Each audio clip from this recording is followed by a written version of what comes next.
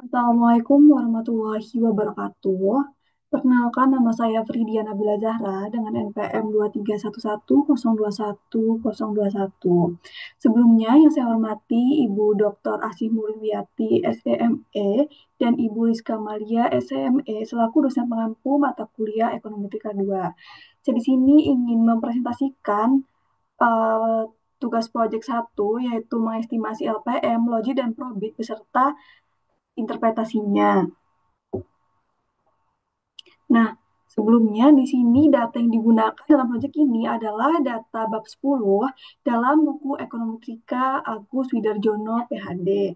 Nah, diketahui dari data bab 10 tersebut merupakan data projection yang terdapat 1000 observasi, satu variabel independen atau terikat, Y, itu status kepemilikan rumah, dengan satu jika memiliki rumah dan nol jika tidak memiliki rumah. Lalu terdapat 5 variabel dependen bebas, X1, X2, X3, X4, dan X5. Dengan X1 pendapatan 1000 US dollar, lalu X2 ini status pernikahan dengan satu jika sudah menikah dan nol jika belum menikah. Lalu X3 ini adalah jumlah keluarga, X4-nya tingkat pendidikan, dan X5 adalah umur kepala keluarga. Nah, di sini akan kita lihat datanya terlebih dahulu. Ini datanya kita bisa lihat ini observasi, lalu ini variabel independen dan ini variabel dependennya. So, kita lihat di sini terdapat 1000 observasi. Nah, setelah itu kita akan mengestimasi untuk LPM, Logi, dan Probit menggunakan aplikasi eViews 13. Lalu di sini kita pilih yang create a new eViews work file. Lalu karena di sini datanya merupakan data projection, jadi kita pilih yang unstructured. Dengan observasinya kita klik 1000. Lalu klik OK. Lalu setelah itu kita balik lagi ke data Excel tadi. Kita akan mengkopinya terlebih dahulu. Nah, ini kita akan copy dimulai dari yang variabel Y sampai dengan X5. Lalu kita copy dan kita kembali lagi ke lembar e-views-nya. Di sini kita klik quick, lalu empty group, lalu kita scroll ke atas dan kita paste di sini. Nah, karena di sini datanya itu nolnya banyak kan dan tidak sesuai dengan yang data awalnya, maka kita perlu memblok semua data ini, lalu kita klik kanan dan display format, lalu kita pilih yang signifikan digit. Lalu kita klik OK. Nah, sudah kita name yang terlebih dahulu agar tersimpan grup satu, klik OK.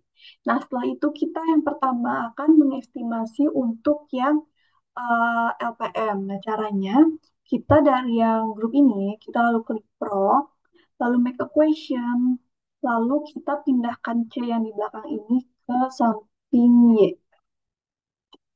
Lalu kita klik OK. Nah, kita bisa lihat di sini dulu. Metode yang digunakan LPM ini merupakan least square, jadi kita metodenya tidak perlu diganti. Lalu kita klik OK. Ini close. Nah, ini kita dapatkan hasil dari LPM-nya. Ini sebelumnya kita name dulu equation. Kita pakai underscore karena di Infuse tidak membaca spasi, jadi equation underscore LPM. Lalu klik OK. Nah, di sini kita akan menginterpretasikan hasil dari LPM-nya.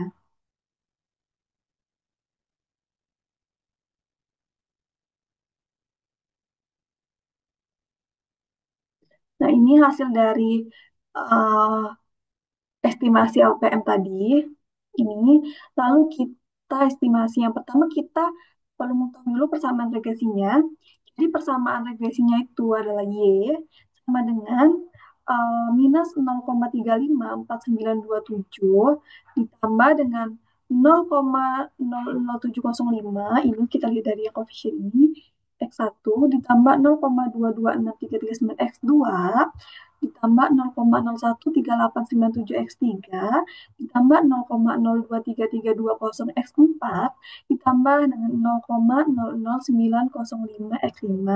Nah, dari persamaan regresi dan ini dilihat dari koefisien variabelnya ini, kita bisa menginterpretasikannya. Nah, di sini kita lihat bahwa nilai intercept atau konstanta itu sebesar minus 0,35497. Dalam hal ini menunjukkan besarnya probabilitas rumah tangga itu sebesar minus 0,35497 ketika seluruh variabel bebasnya itu bernilai 0. Selanjutnya, koefisien X1 sebesar 0,007505 menunjukkan bahwa ketika terjadi kenaikan pendapatan sebesar 1000 US dollar, maka rata-rata probabilitas rumah tangga yang memiliki rumah akan meningkat sebesar 0,000705 dengan asumsi ceteris paribus. Nah, selanjutnya yaitu koefisien X2 sebesar 0,226339 menunjukkan bahwa kemungkinan probabilitas memiliki rumah untuk mereka yang sudah menikah lebih tinggi daripada yang belum menikah sebesar 0,226339 dengan asumsi ceteris paribus. Nah, di sini kita lihat koefisien X2 ini interpretasinya berbeda dengan yang koefisien X1 karena koefisien X2 ini menggunakan variabel dummy yang dimana variabel ini aslinya itu data kualitatif yang kemudian diubah menjadi data kuantitatif. Nah, selanjutnya itu ada koefisien X3 sebesar 0,013897, menunjukkan bahwa ketika jumlah keluarga meningkat sebanyak satu orang, maka rata-rata probabilitas rumah tangga yang memiliki rumah akan meningkat sebesar 0,013897 dengan asumsi ceteris paribus. Lalu selanjutnya untuk koefisien yang X4 sebesar 0,023320 menunjukkan bahwa ketika tingkat pendidikan meningkat selama 1 tahun, maka rata-rata probabilitas rumah tangga yang memiliki rumah akan meningkat sebesar 0,023320 dengan asumsi ceteris paribus. Dan yang terakhir untuk koefisien X5 sebesar 0,009905 menunjukkan bahwa ketika umur kepala keluarga meningkat selama 1 tahun, maka rata-rata probabilitas rumah tangga yang memiliki rumah akan meningkat sebesar 0,009905 dengan asumsi ceteris paribus. Nah, udah selesai kita untuk mengestimasi dan menginterpretasi yang LPM. Lalu selanjutnya kita akan mengestimasi dan menginterpretasikan untuk yang logit. Nah, kita balik lagi ke if use-nya. Nah, di sini kita akan mengestimasi untuk yang logit. Nah, yang pertama klik objek, lalu copy objek. Lalu yang LPM ini kita close saja. Nah, lalu untuk yang logit kita klik prop, lalu estimate. Lalu ini sudah benar kan equation-nya. Lalu yang metode ini kita pilih yang binary, choice, logit, probit, dan extreme. Nah, karena kita di sini ingin mengestimasi untuk logit terlebih dahulu, maka kita klik yang logit. Logit, klik OK. Nah, di sini kita dapatkan hasil dari logiknya. Kita ambil terlebih dahulu equation logit, lalu klik OK. Nah, di sini kita dapatkan equation logiknya. Ini koefisien probabilitas kita dapatkan, lalu kita akan menginterpretasikannya.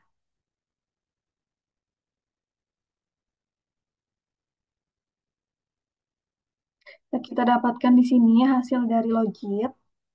Ini hasil yang sudah didapatkan dari estimasi logit. Nah, tetapi logit itu tidak dapat langsung diinterpretasikan karena logit harus di antilogkan terlebih dahulu. Nah, cara antilognya itu adalah antilog minus 1 dikali 100%. Nah, antilog ini kita dapat melakukannya langsung di uh, Excel, Excel dengan rumus Excel. Kita copy terlebih dahulu dari sini. Kita copy terlebih dahulu semua hasil logiknya, copy, lalu ini pilih teks, ini lalu oke. Nah, kita buka dulu Excel-nya. Kita paste di sini saja, kita paste. Nah, lalu untuk kita mengantilokannya, kita bisa menggunakan rumus Excel langsung dengan cara sama dengan EXP, lalu ini klik yang ini, EXP,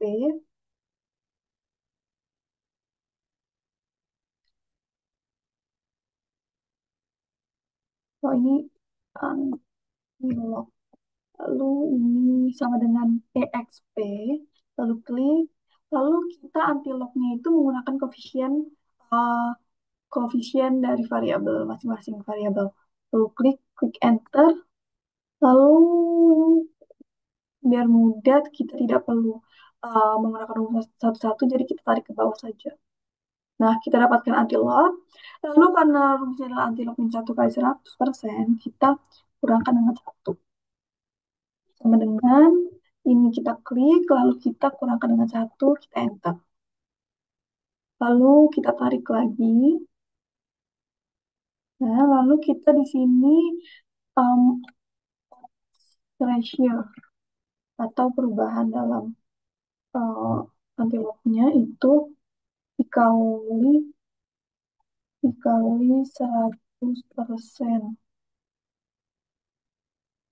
ratio.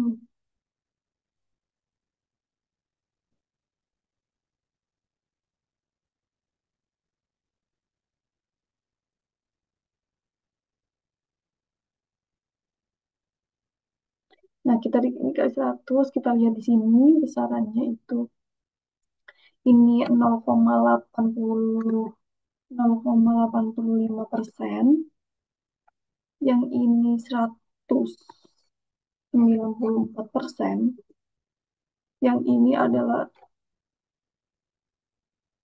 4,7%, lalu ini 13,9%, dan yang terakhir adalah 5,7%.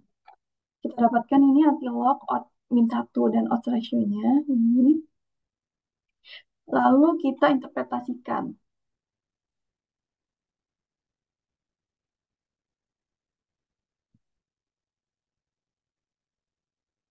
Kita bisa interpretasikan sini. Ini tadi hasil anti-lock min 1 dan odds ratio-nya. Nah, jadi kita setelah kita mendapatkan anti-lock yang ini, kita akan memasukkan persamaan regresinya terlebih dahulu. Jadi persamaan regresinya itu ada ln PI per 1 min P sama dengan Z1 sama dengan beta 0 ditambah beta 1 X1 ditambah beta 2 X2 ditambah seterusnya. Nah, jadi Z sama dengan minus ini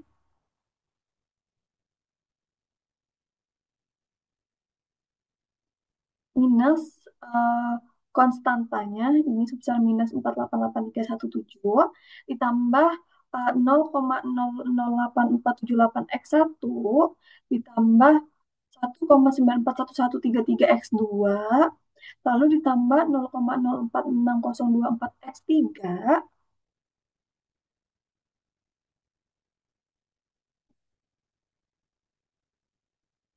lalu ditambah 0,139848X4 ditambah 0,057047. Ini yang benar adalah 0,0471X3. Nah, selanjutnya kita akan menginterpretasikannya. Nah, jadi di sini, di dalam logit itu, intercept atau konstanta itu tidak dapat diinterpretasikan karena memiliki sifat yang tidak linier. Nah, kita jadi hanya bisa untuk menginterpretasikan untuk koefisiennya saja. Nah, untuk yang pertama kita akan interpretasikan untuk yang koefisien X1. Jadi ya, nilai inti log koefisien X1 sebesar 0,008478 itu menunjukkan bahwa ketika terjadi kenaikan pendapatan sebesar $1.000, maka rata-rata probabilitas memiliki rumah akan meningkat sebesar 0,85% dengan asumsi ceteris paribus. Nah, untuk X2 sebesar 1,941133 menunjukkan bahwa kemungkinan probabilitas orang yang sudah menikah dan memiliki rumah lebih tinggi daripada yang belum nikah sebesar 194% dengan asumsi ceteris paribus. Nah, selanjutnya itu adalah koefisien logik X3 sebesar 0,0471 menunjukkan bahwa ketika jumlah keluarga menikah sebanyak satu orang, Maka maka rata-rata probabilitas rumah tangga yang memiliki rumah akan meningkat sebesar 4,7% dengan asumsi ceteris paribus. Lalu selanjutnya untuk koefisien yang X4 sebesar 0,139848 menunjukkan bahwa ketika tingkat pendidikan meningkat selama 1 tahun, maka rata-rata probabilitas rumah yang memiliki probabilitas rumah tangga yang memiliki rumah akan meningkat sebesar 13,9% dengan asumsi ceteris paribus. Dan yang terakhir untuk koefisien X5 sebesar 0,057047 menunjukkan bahwa ketika umur kepala keluarga meningkat selama 1 tahun, maka rata-rata probabilitas rumah tangga yang memiliki rumah akan meningkat sebesar 5,7% dengan asumsi ceteris paribus. Nah, untuk selanjutnya kita akan mengestimasi untuk yang model Probit. Dan di sini kita balik lagi, kita di sini kita objek lagi, lalu copy objek, lalu close untuk yang logiknya, lalu kita klik prop, lalu kita estimate, dan ini tetap sama, equation-nya sama, metodenya tetap binary, dan kita pilih yang binary estimation-nya itu yang Probit. Lalu kita klik OK. Nah, ini kita dapatkan hasil dari probitnya, lalu kita akan interpretasikan.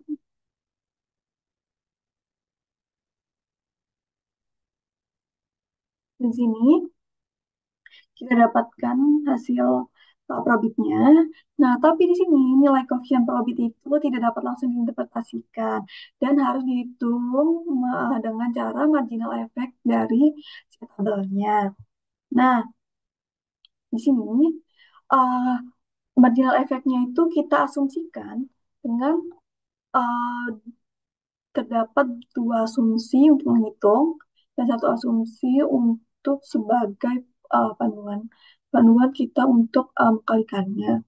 Nah, asumsi yang pertama, jadi ketika pendapatan semulanya itu sebesar $50.000, dan status pernikahan nol belum menikah dan satu sudah menikah.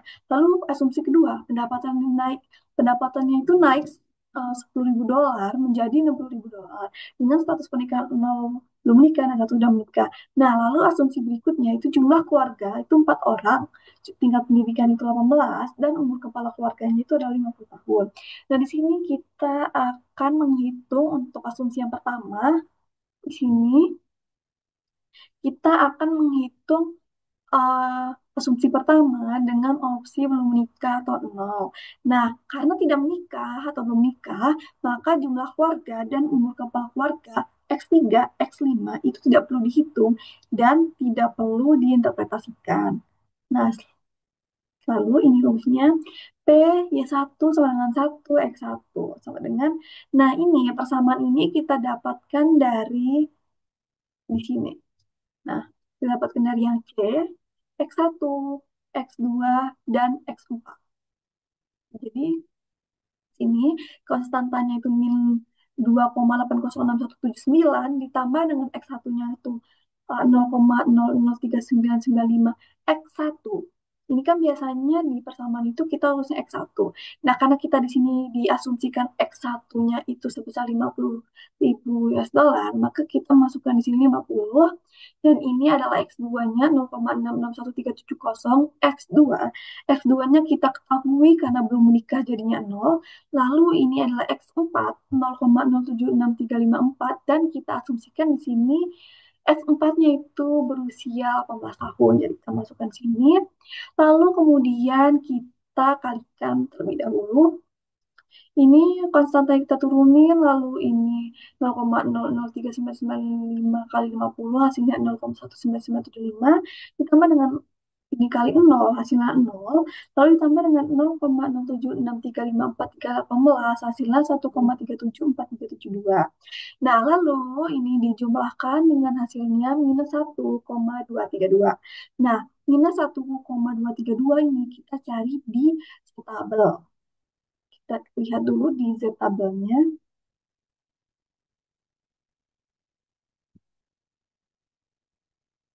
Nah, kita tadi kan mendapatkan hasil tuh minus 0,232. Nah, kita di sini kita lihat tabel minus dan kita cari yang minus 1,2 itu di samping dan 32 itu kita bulatkan menjadi 3. Nah, di sini 3, ini kita dapatkan ini 3. Jadi hasilnya itu adalah yang ini 0,1093.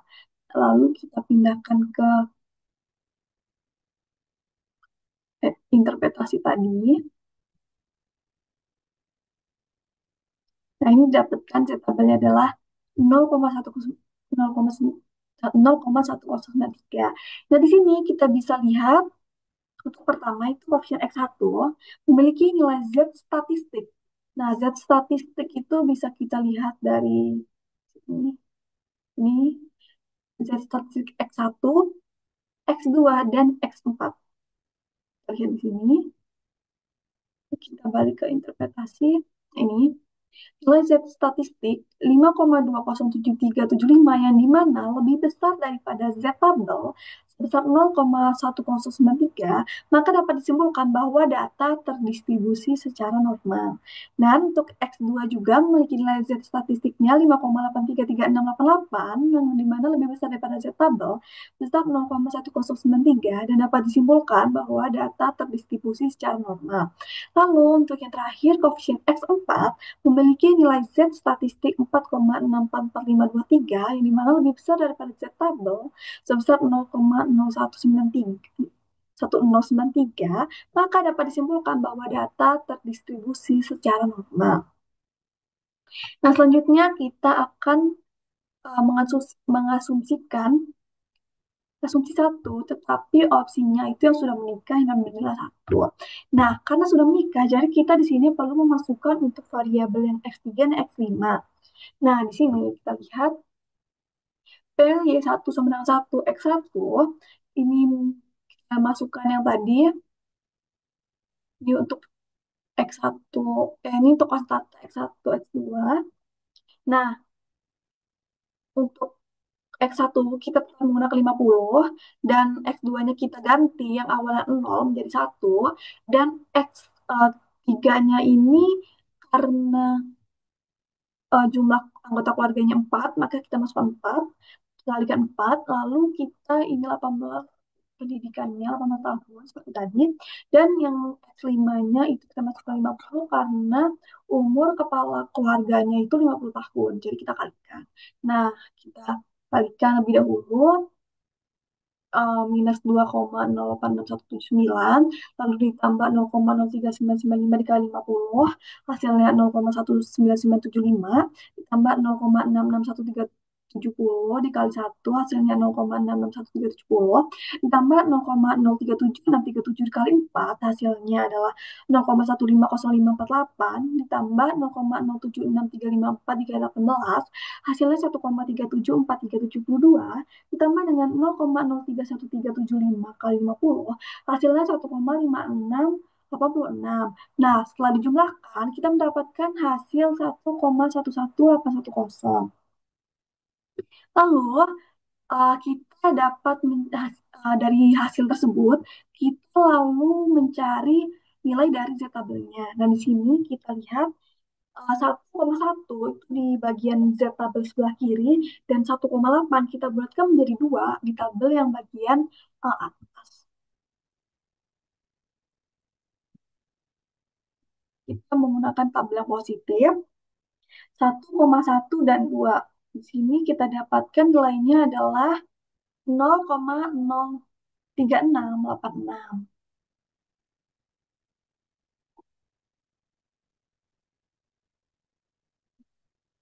Nih, 0,3686, lalu kita interpretasikan koefisien X1 memiliki nilai Z statistik. Z statistiknya kita dapat dari hasil yang if-use tadi, estimasi if-use-nya. Nah, ini kita lihat di sini koefisien X1, X2, X3, X4, X5, nilai Z statistiknya itu masing-masing lebih besar daripada Z tabelnya sebesar 0,363. 5,36. Nah, koefisien X1 memiliki nilai Z statistik 5,20735 lebih besar daripada Z tabel 0,3686, maka dapat disimpulkan bahwa data terdistribusi secara normal. X2 memiliki nilai Z statistik 5,833688 lebih besar daripada Z tabelnya, maka dapat disimpulkan bahwa data terdistribusi secara normal. Lalu X3 Z statistiknya sebesar 0,916035 lebih besar daripada Z tabel 0,3686, maka dapat disimpulkan data terdistribusi secara normal. Lalu untuk X4, nilai statistiknya sebesar 4,644523 lebih besar daripada 0,3686, maka dapat disimpulkan data terdistribusi secara normal. Dan yang terakhir untuk koefisien X5, nilai statistiknya sebesar 10,30231 lebih besar daripada Z tabel, maka dapat disimpulkan bahwa data terdistribusi secara normal. Nah, kita akan menginterpretasikan itu dengan cara perbandingan eh, yang asumsi satu dengan yang satu, opsi satu dan nol. Nah, caranya kita melakukan perbandingan terlebih dahulu. Z tabel yang opsi satu dikurang dengan Z tabel opsi nol. Ini kita lihat di sini Z tabel satunya nilainya 1,180 dikurang dengan Z tabel 0 yang nilainya sebesar minus 123,232. Nah, kita masukkan di sini. Ini minus ketemu minus jadi plus, jadi hasilnya 2,35, lalu kasih persen itu jadinya 2,35%. Lalu interpretasi asumsi satu, jadi ketika pendapatan sebesar $50.000, status penikah sudah menikah dengan jumlah keluarga 4 orang, tingkat pendidikan 18 tahun, dan umur kepala keluarga 50 tahun, maka akan meningkatkan 2,30 2,37 meningkatkan 2,35% probabilitas status kepemilikan rumah dibandingkan yang belum menikah dengan pendapatan dan tingkat pendidikan yang sama.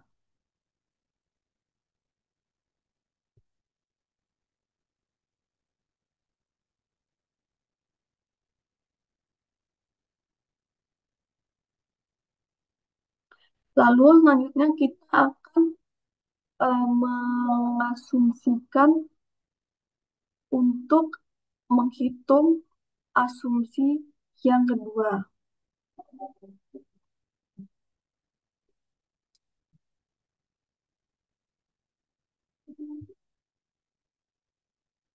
Nah, asumsi yang kedua, ketika pendapatan itu meningkat menjadi 60.000 US dollar.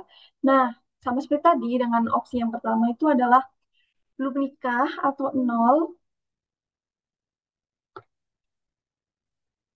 Nah, seperti tadi karena tidak menikah, karena atau belum nikah, maka jumlah kepala keluarga dan nomor kepala keluarga X2, X3, X5 itu tidak perlu dihitung dan tidak perlu diinterpretasikan. Nah, di sini kita lihat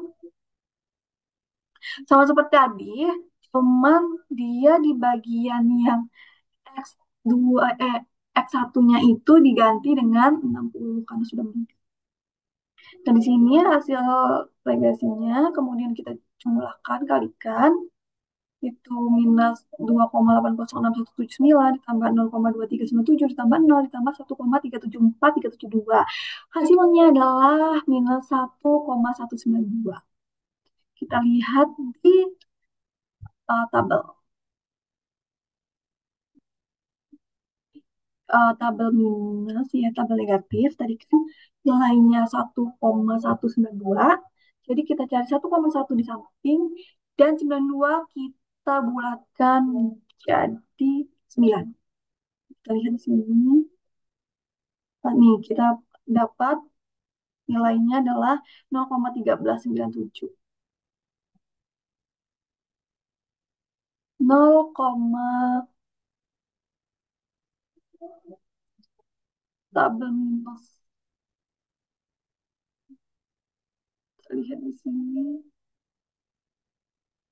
Nih kita dapat di sini ternyata yang 0,1170.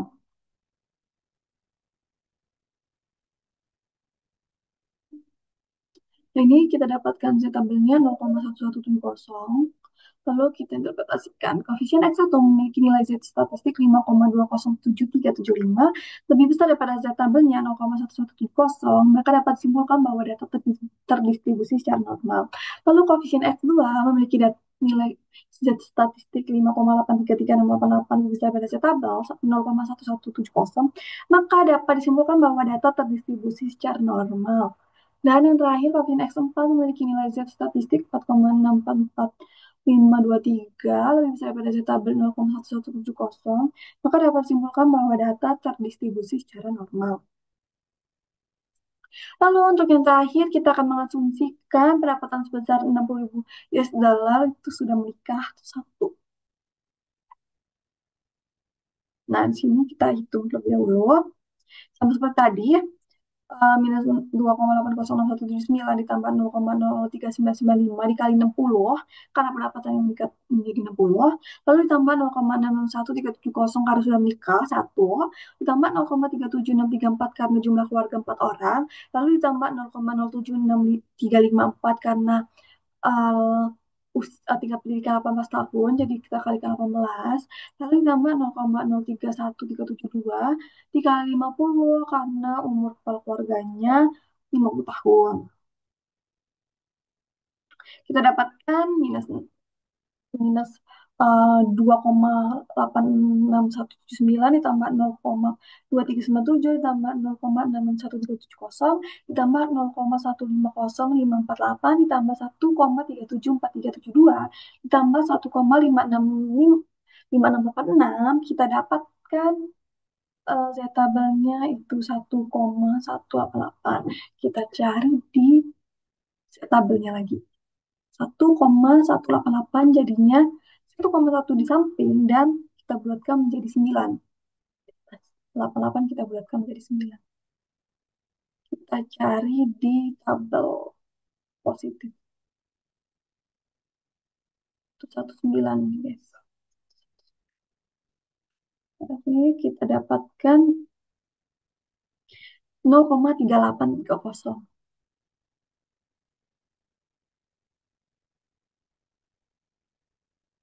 0,3830. Ini dapat simpulkan bahwasannya koefisien X1 memiliki nilai Z statistik 5,207375 lebih besar daripada 0,3830, maka dapat disimpulkan data terdistribusi secara normal. Lalu untuk koefisien X2 memiliki nilai Z statistik 5,83336688 lebih besar daripada Z tabel, maka dapat disimpulkan bahwa data terdistribusi secara normal. Lalu selanjutnya, koefisien X3 memiliki nilai Z statistik 0,916035 lebih besar daripada Z tabel, maka dapat disimpulkan bahwa data terdistribusi secara normal. Lalu selanjutnya, koefisien X4 memiliki nilai Z statistik 4,644523 lebih besar daripada Z tabel, maka dapat disimpulkan data terdistribusi secara normal. Lalu, koefisien X5 memiliki nilai Z statistik 10,30231 lebih besar pada Z tabel 0,3830, maka dapat disimpulkan bahwa data terdistribusi secara normal. Lalu kita akan menginterpretasikan asumsi 2 dengan menggunakan perbandingan lagi. Rumusnya Z tabel opsi 1 dikurang Z tabel opsi 0. 1,188 dikurang dengan Z tabel 0 minus 1,192, 1,188 minus 1,192 minus ke minus plus, jadi hasilnya 2,38%. Dapat diinterpretasikan asumsi 2 ini bahwa ketika pendapatan meningkat sebesar 60.000 US dollar, lalu status pernikahan sudah menikah dengan jumlah keluarga 4 orang, tingkat pendidikan 18 tahun, dan umur kepala keluarga 50 tahun, maka akan meningkatkan 2,38% probabilitas status kepemilikan rumah dibandingkan yang belum menikah dengan pendapatan dan tingkat pendidikan yang sama. Nah, selesai sudah untuk estimasi dan interpretasi LPM logit dan probit. Sebelumnya kita akan menyimpan dulu hasil estimasi yang kita lakukan tadi di view dengan cara ini udah kita name, udah oh ini belum kita name terlebih dahulu equation product. Dah, kita close, lalu kita save dengan cara CTRL-S, lalu kita save tugas project satu, lalu kita klik OK, lalu kita yang double position yang nambah sedikit, kita klik OK. Udah selesai, kita bisa close saja.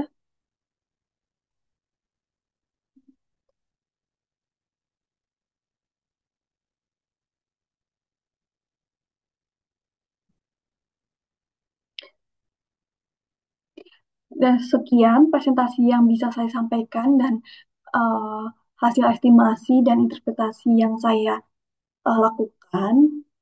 Sebelumnya terima kasih atas kesempatannya dan saya mohon maaf apabila terdapat kesalahan atau eh, kekurangan dalam presentasi saya.